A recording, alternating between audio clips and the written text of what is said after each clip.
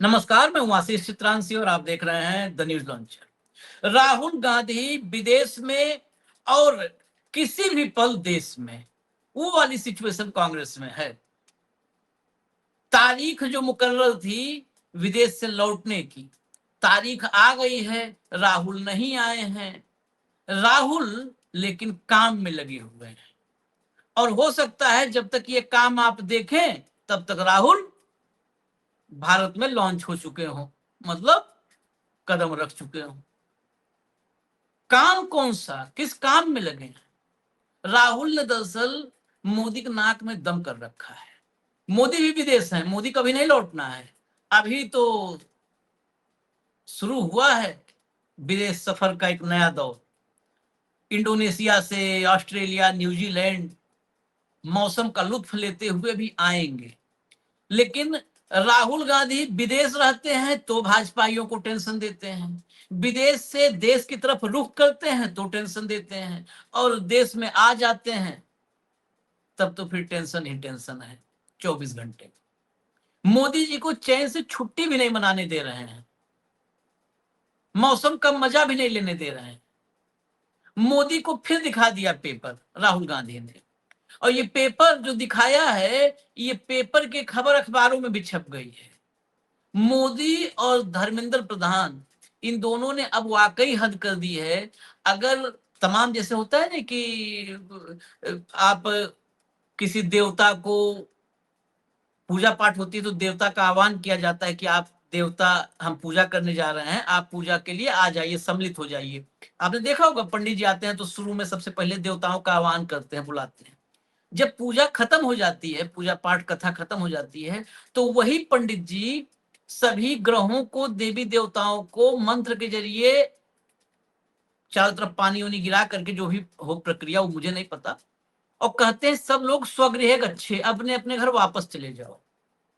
तो ये दो देवता जो है ना, मोदी और प्रधान, इन दोनों का हम मंत्र नहीं जानते हैं तो हम मंत्र पढ़ के कहते कि भैया आप दोनों देवता अपने अपने स्वगृह गच्छे, अब अपने अपने घर वापस जाओ भाई। जिस पूजा पाठ के लिए हमने बुलाया था वो पूजा पाठ 12 साल से आप लोग कर रहे हो, अब बहुत तपिश पैदा हो गई है।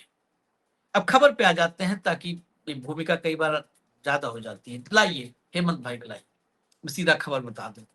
स्वागत है हेमंत भाई। कई बार हमें लगता है कि जो है भूमिका अब इतना हो गई कि खबर ही आदमी नहीं समझ पाया। लाओ स्वगृह गच्छे, अब यहां शुरू करते हैं। खबर दिखाओ, खबर दिखाओ। यूजीसी नेट पेपर परीक्षा से पहले लीक होने का दावा। रोहतक में छात्र नेता ने दिखाए कथित प्रश्न पत्र, फोरेंसिक जांच करवाने की मांग। चलो रोहतक का मामला है ये, हेमंत भाई घर का मामला है, अपने घर का मामला ये बेहतर देखेंगे। छात्र नेता ने किया यूजीसी नेट पेपर लीक का दावा। राहुल गांधी ने सरकार को घेरा, सोशियोलॉजी का पेपर वायरल। पेपर वायरल, वाह, इसमें भी एनटीए है। UGC net paper leak, Rahul Gandhi का केंद्र और एनटीए पर बड़ा हमला। आगे चलिए, अब जरा चलिए लाइए राहुल गांधी ट्वीट सीधा दिखाइए। राहुल गांधी ने क्या लिखा है, एक एक लाइन पढ़िए। और ये खबर वाकई एकदम दबी हुई थी, राहुल के ट्वीट से ये खबर उठी है। मतलब जो हमने कहा हद कर दी ना। आप कल्पना करो ना किसी की बेशर्मी का और किसी के नकारेपन का। पूरा देश उबला हुआ है, अभी भी अनशन पर बैठा हुआ है एक आदमी, 7 किलो वजन घट गया है खाना पानी छोड़ करके, कि यार पेपर लीक बहुत हो गया, धर्मेंद्र प्रधान इस्तीफा दो। और यहां पर चैलेंज कैसे लेते हैं मोदी जी, कहते हैं अच्छा इस्तीफा लोगे, तुम पेपर एक और आउट लो, एक और पेपर लीक करवाऊंगा। पिछले सप्ताह हुई यूजीसी नेट परीक्षा को लेकर सामने आए गंभीर आरोप बेहद चौंकाने वाले हैं। नीट पेपर लीक के कुछ ही हफ्तों बाद अब खबरें आ रही हैं कि यूजीसी नेट परीक्षा से ठीक पहले 100 पन्नों की एक पीडीएफ प्रसारित हुई। यह पीडीएफ उस क्वेश्चन पेपर सेटिंग की है जो सिर्फ एनटीए के पास उपलब्ध होती है। यानी सिर्फ अगर एनटीए के पास ये पीडीएफ है तो और कहीं से इस बार अब तो लीक हो ही नहीं सकता। अब आप आर्मी और एयरफोर्स का इस्तेमाल करके क्या करोगे जब एनटीए के दफ्तर से लीक हो रहा है? पीडीएफ के लगभग 90 सवाल सोशियोलॉजी के असली प्रश्न पत्र से मेल खाते हैं, यानी 90% एक्यूरेसी है। वही प्रश्न पत्र 2.25 लाख में बिहार में, 2,25,000 में बिहार में, उत्तर प्रदेश में, हरियाणा में, दिल्ली में और राजस्थान में बेचा जा रहा है। इसी नेटवर्क ने CSIR नेट, HTET, ये हरियाणा का जो है टीचर्स एलिजिबिलिटी टेस्ट होगा, और ADA जैसी आगामी परीक्षाओं के प्रश्न पत्र उपलब्ध कराने का भी दावा किया है। मतलब जो नेटवर्क, अब देखिए खौफ अब किस कदर खत्म कर दिया मोदी जी ने। कहा था ना कि एकदम डर खत्म, आप दिन में या आधी रात में कभी भी पेपर लीक कराओ, डरना नहीं है। जो नेटवर्क पेपर लीक कर रहा है उसकी आप हिम्मत देखिए, वो आगे जितने एग्जाम होने हैं उनका भी बता रहा है कि इसके लिए भी संपर्क हमारे ही शोरूम में करना, यहीं पर है। नीट और नेट में बार बार सामने आए घोटालों के बाद भी मोदी सरकार आंख मूंद कर सो रही है, क्योंकि लाखों छात्रों की रात रात जाग कर की गई सालों की मेहनत उनके लिए कोई मायने नहीं रखती। सारा देश जानता है कि प्रधानमंत्री और शिक्षा मंत्री में शिक्षा मंत्री से किसी भी तरह की जवाबदेही या कार्रवाई की उम्मीद बेकार है। न जांच होगी, न छात्रों को न्याय मिलेगा।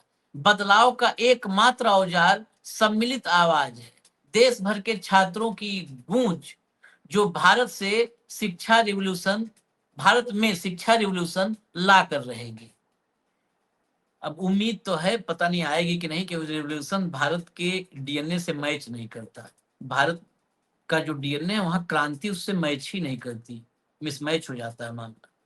हेमंत भाई, ये तो बहुत बड़ा धमाका है, खबर बिल्कुल गायब। ये तो चलिए ध्यान चला गया राहुल के ट्वीट पर, तो खबर दिखा दी हम लोग। जिस दौर में शिक्षा मंत्री, प्रधानमंत्री और NTA हैं इस वक्त, जिस दौर में, उस दौर में पेपर लीक हो जाना, यह तो दुस्साहस, थेथरई और बेशर्मी, इसकी पराकाष्ठा के अलावा क्या कहेंगे आप इसको? अगर कुछ और हो शब्द तो दे दीजिए। आशीष भाई नमस्कार, आपको, सारे दर्शक साथियों को भी। देखिए, ये परीक्षा आशीष भाई 30 जून को थी, और 29 और 30 जून को कुछ परीक्षा वो जो थी उस तरीके से। और जो छात्र नेताओं ने कहा है, दीपक धनखड़ ने, मैं चाहूंगा कि अगर कंट्रोल रूम के पास वो रेडी हो वीडियो, तो वो वीडियो दिखा दे। और किस तरीके से उन्होंने फेसबुक पे ये भी लिखा है कि हमारा जो इंस्टाग्राम पे हम जो रील डाल रहे हैं इसको लेकर के, वो बार बार डिलीट की जा रही है। वो आपको भी भेजी है मैंने, कंट्रोल रूम को भी भेजी है, कि उन्होंने पेपर लीक की खबर जैसे जारी की। 6 जुलाई की खबर है ये। और कमाल देखिए, ये कहीं पर कहीं ना, प्रिंट वर्जन में कहीं मैंने नहीं देखी अभी तक, कहीं नहीं, ये ऑनलाइन। राहुल गांधी वाला जो उन्होंने अटैच किया, उससे मैंने सर्च की, और उसके बाद उनका फेसबुक अकाउंट और यूट्यूब अकाउंट भी है। तो उस पर उन्होंने डाला है सारे का सारा, कि NTA द्वारा आयोजित जो UGC नेट 2026 की परीक्षा थी, 29 और 30 जून को आयोजित थी, उसके कुछ विषयों के कथित प्रश्न पत्र परीक्षा से पहले ही एक संगठित नेटवर्क तक पहुंच चुके थे, और देश के अलग अलग राज्यों में कुछ अभ्यर्थियों को परीक्षा से पहले पढ़ाए गए थे। और ये कौन कह रहा है? ये छात्र नेता दीपक धनखड़ और अंकित सिंह फोगाट ने बाकायदा वीडियो जारी करके स्क्रीन पर सोशियोलॉजी का पेपर दिखाया है बाकायदा, कि किस तरीके से कैंडिडेट्स को 2 सेट पढ़ाए गए थे, और उनमें से एक 100 प्रश्नों का सेट परीक्षा में आए प्रश्नों से मेल खाता है। उनके द्वारा सार्वजनिक की जा रही सामग्री का NTA के मूल प्रश्न पत्र से आधिकारिक मिलान और स्वतंत्र डिजिटल जो फॉरेंसिक जांच कराए जाने की मांग लगातार जोर पकड़ रही है।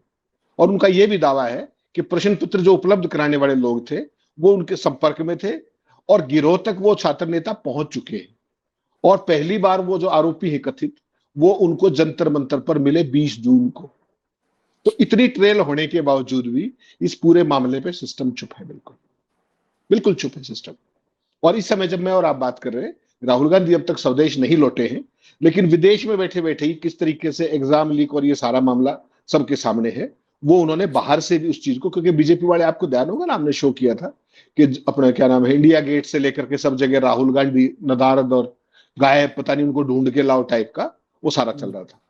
तो उसके बाद उन्होंने बाहर से ही, अभी तक वो लैंड नहीं किए, जब मैंने आपने शो शुरू किया वहीं से उनको ट्वीट आया है, और उसके अंदर उन्होंने पूरी कहानी बताई है।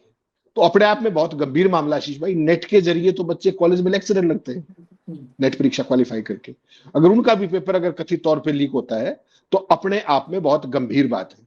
और दीपक धनखड़ ने बताया क्या है, वो सबसे इंपॉर्टेंट बात है।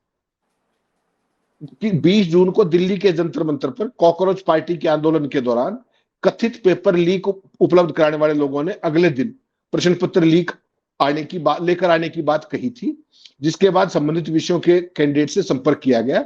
अगली रात उत्तर प्रदेश, बिहार और दिल्ली से जुड़े बताए जा रहे लगभग 7-8 लोग पहुंचे, जिनके पास पेन ड्राइव में कथित प्रश्न पत्र था। तो बहुत बड़ा लीड है अगर कोई इसकी जांच करना चाहे तो। इसमें तो है ही कुछ नहीं। एक बार दीपक धनखड़ से बात कर लो, बता देंगे, अंकित फोगाट बता देंगे जो भी। और इनका दावा है, उन्होंने आरोप लगाया, मैंने स्क्रीनशॉट भेजे, कंट्रोल रूम को बोलिए दिखाते जाए बीच बीच, मैंने काफी चीजें भेजी। वो 100% मैच हुआ प्रश्न पत्र। दीपक धनखड़ ने आरोप लगाया कि 28 और 29 जून की रात अभ्यर्थियों को पढ़ाए गए कुछ विषयों के प्रश्न वास्तविक परीक्षा से 100% मैच हुए। उनके पास ऐसे अभ्यर्थियों की जानकारी मौजूद है जिन्होंने परीक्षा केंद्र से बाहर आने के बाद बताया कि परीक्षा से पहले पढ़ाए गए 2 सेटों में से एक 100 प्रश्नों का सेट वास्तविक परीक्षा में आया। इसके बाद आपके पास कहने सुनने को क्या बचा है? अब तो इसकी केवल और केवल जांच होनी चाहिए, तत्काल एफआईआर होनी चाहिए। और आगे वो ये कहते हैं कि 2.25 लाख रुपए में हुआ पेपर का सौदा, ये भी कहते हैं। छात्र नेता दीपक वांकित ने बताया कि कथित नेटवर्क ने यूजीसी नेट के बाद सीएसआईआर, हरियाणा में एचटेट, एडीए और अन्य परीक्षाओं के प्रश्न पत्र एडवांस में उपलब्ध कराने की बात कही थी। अगला प्रश्न पढ़ाने के बदले प्रति अभ्यर्थी 2.25 लाख रुपए और अलग से खर्चा मांगा गया। ये मैं नहीं कह रहा, ये पूरी स्टोरी आपको मैंने ऑलरेडी भेज रखी है। और फिर आया, सीआईए ने परिवार के लोगों से पूछताछ की। दीपक धनखड़ ने आरोप लगाया कि पुलिस और सीआईए द्वारा उनके व कुछ साथियों के बारे में पूछताछ शुरू की गई। उनके 3-4 साथियों के अलावा इस योजना की जानकारी परिवार के किसी सदस्य को नहीं थी। उनके सरकारी डॉक्टर भाई, फादर इन लॉ तथा अन्य रिश्तेदारों को इस पूरे घटनाक्रम की कोई जानकारी नहीं थी। परिवार के लोगों को पुलिस ने परेशान किया। ये पूरी स्टोरी है, ये मैंने आपको भेज दी। ये 6 जुलाई की खबर है, लेकिन प्रिंट वर्जन में नहीं थी, जहां तक मुझे ध्यान आ रहा है। तो ये सारे का सारा घटनाक्रम है। और अब राहुल गांधी ने उठाया है, तो आप समझ लीजिए किस तरीके की चीज आगे इसमें बढ़ेगी, वो एक देखने वाली बात होगी। अपने आप में एक बहुत बड़ी बात है, अगर यूजीसी का एग्जाम इस तरीके से लीक होता है तो इससे बड़ा कुछ नहीं हो सकता। और आप पूछ रहे थे राहुल गांधी कहाँ गायब हो गए, तो जो विपक्ष के नेता को ढूंढ रहे थे, उन भाजपाइयों को, आईटी सेल वालों को राहुल गांधी का जो ये एंट्री है, ये उनको मुबारक हो। हाँ, लेकिन ये जो आप कर रहे हो 6 को प्रिंट हुई थी, असली पता है भारत के लिए चिंता इसी बात की है। भारत का जो असली चिंता हमारे देश के लिए है, ये है 6 तारीख को इतनी बड़ी खबर कि जो है यूजीसी नेट की परीक्षा का पेपर लीक हो गया। आज 8 तारीख को हमें भी, तब हम इस खबर को खोज पाए जब राहुल का ट्वीट देखा, तब इसको ढूंढ पाए, खोज पाए कि चलो यार ये तो बहुत बड़ी खबर है। नहीं, राहुल गांधी ने ट्वीट के अंदर जो स्क्रीनशॉट अटैच किया ना, उससे ढूंढा, उससे ढूंढा। हाँ, वही जो खबर में जो आपको आखिरी हमने दिखाया था स्क्रीनशॉट, वो राहुल गांधी ने अपने ट्वीट में उसको लगाया था। अभी आखिर में हम ट्वीट के बाद आपको एक स्क्रीनशॉट हमने दिखाया, राहुल के ट्वीट के बाद वो स्क्रीनशॉट राहुल ने ट्वीट में लगाया है। फिर हमें पता चला, आप सोचिए हम पूरे दिन खबरों में रहते हैं, उसके बावजूद ऐसी बड़ी खबरों को ऐसे दबाया जाता है कि मिस हो जाए।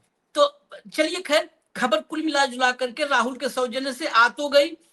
आपको मैं दिखाता हूं जरा कि कैसे, कभी स्क्रीनशॉट में दिखा रहा हूं आपको, कैसे इंस्टा से इस वीडियो को डिलीट करवाया जा रहा है। एक तो खबर डिलीट, उसके बाद सोशल मीडिया के प्लेटफॉर्म है, इंस्टा, फेसबुक, यूट्यूब, आप यहां डाल दो, यहां पर भी डिलीट। ये पेपर लीक पर इनका ध्यान नहीं है। इनकी सच्चाई अगर इनको नंगा किया जाए कि तुम लोग पेपर लीक करवाते हो निकम्मो, तो वो डिलीट करवाने में इनका पूरा ध्यान है। यूजीसी नेट 2026 पेपर लीक को लेकर हमारी वीडियो इंस्टाग्राम से बार बार हटाई जा रही है। वीडियो क्यों हटाई जा रही है और किसके कहने पर हटाई जा रही है, इसकी भी निष्पक्ष जांच होनी चाहिए।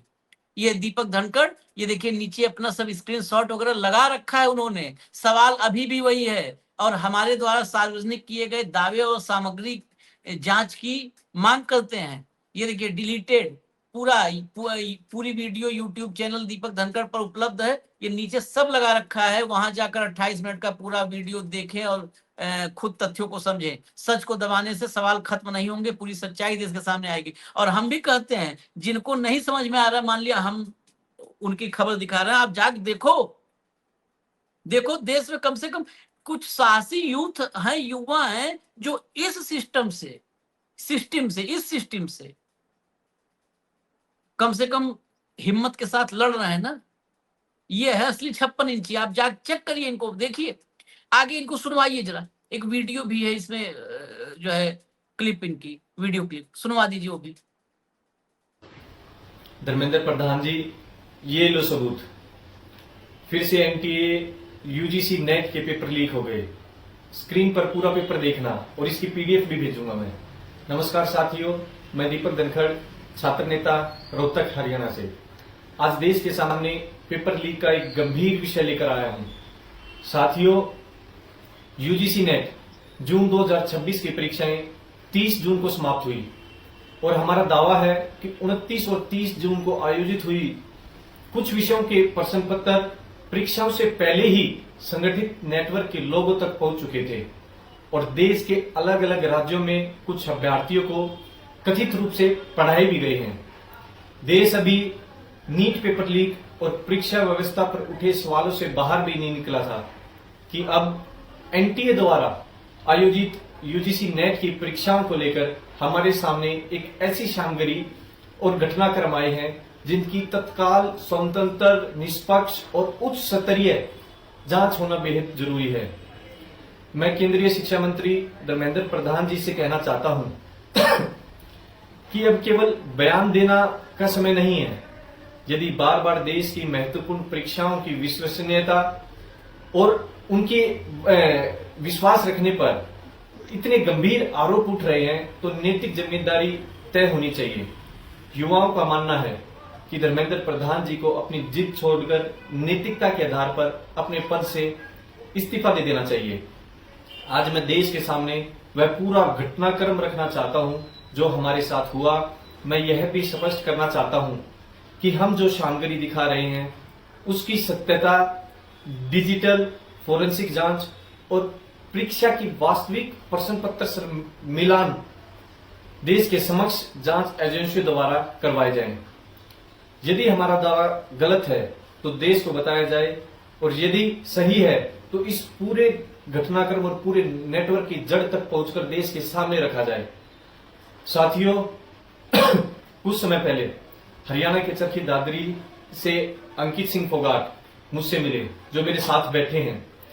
अंकित जी ने मुझे बताया जून में होने वाली यूजीसी नेट सहित अन्य कई परीक्षाएं हैं जिनके प्रश्न पत्र परीक्षा से पहले ही उपलब्ध करवाए जा सकते हैं और उनसे किन्हीं लोगों ने संपर्क किया है और उन लोगों ने कथित रूप से कहा था कि उनके पास परीक्षाओं के पेपर एडवांस में आ जाएंगे और वे अभ्यर्थियों को परीक्षाओं से पहले प्रश्न पत्र पढ़ा सकते हैं और उनके उत्तर पढ़ा सकते हैं। पेपर माफिया ने कहा कि बच्चों को तैयार कर लो, हम पेपर पढ़ाने आएंगे।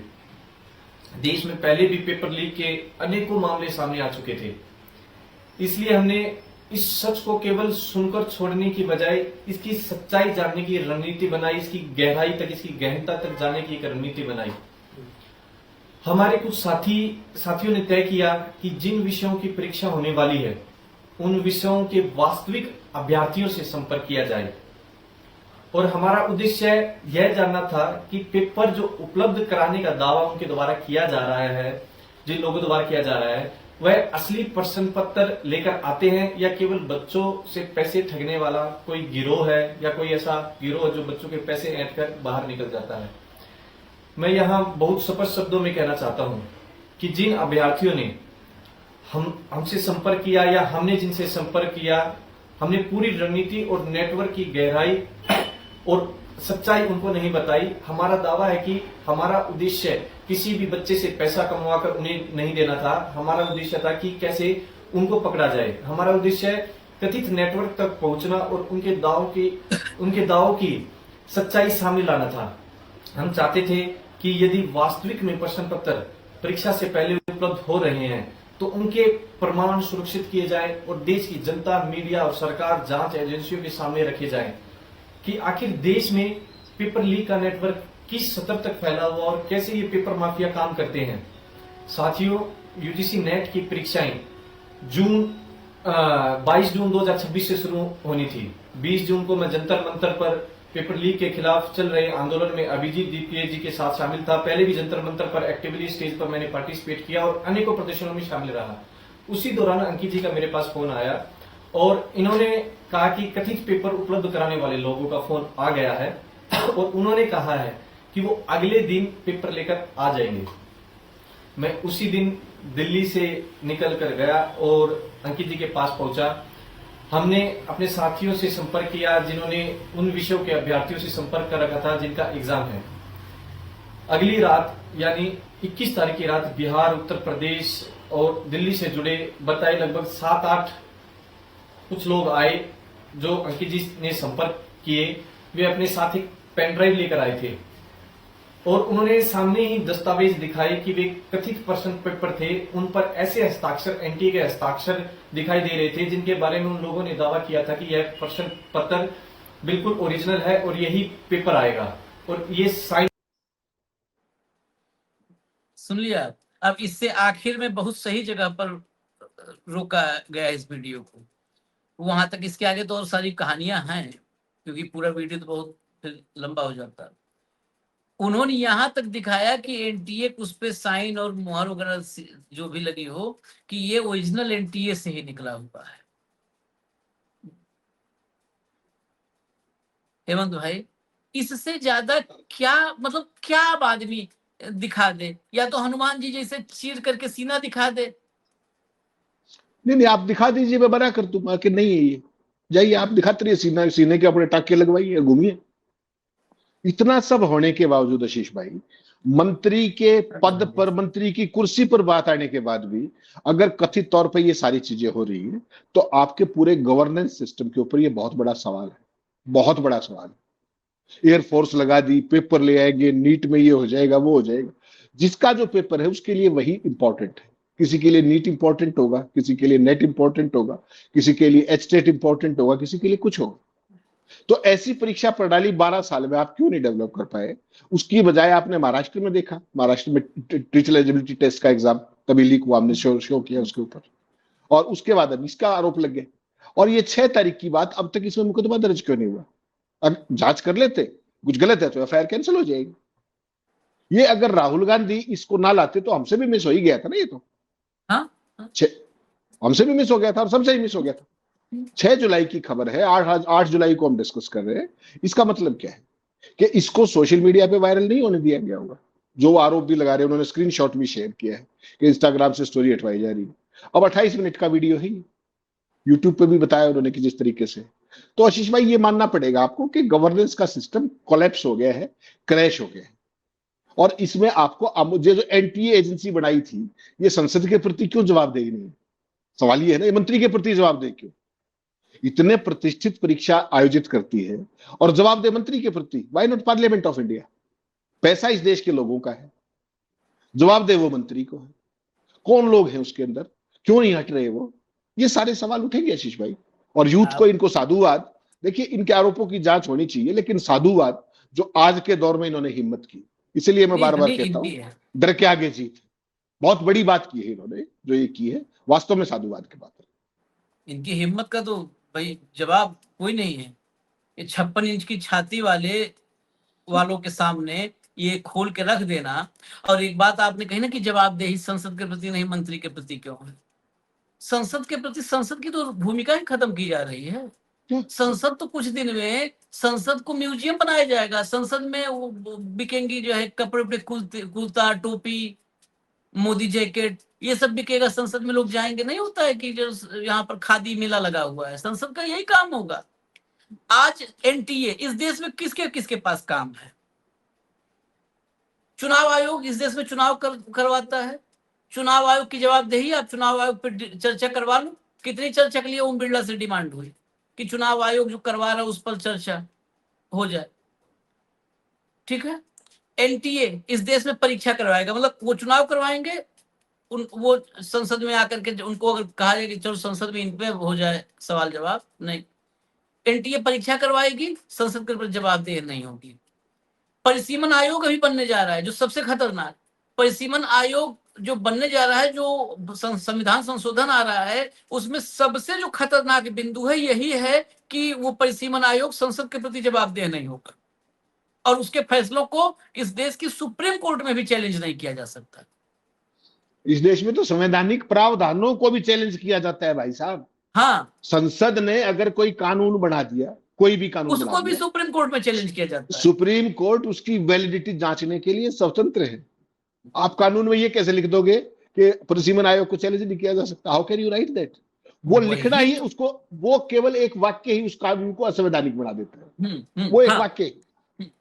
भाई, भारत में विधायिका द्वारा बनाए जाने वाला कोई भी कानून संविधान के मूल ढांचे के विपरीत है या उससे कंट्राडिक्ट कर रहा है, ये बात सुप्रीम कोर्ट में चैलेंज की जा सकती है। कोई भी कानून इस देश में, वो कोई कानून बन ही नहीं सकता है जो संविधान के मूल ढांचे के प्रतिकूल हो या उससे कंट्राडिक्ट कर रहा हो। आशीष भाई, संविधान की व्याख्या करना, उसको इंटरप्रेट करने का काम सुप्रीम कोर्ट का मुख्य काम है।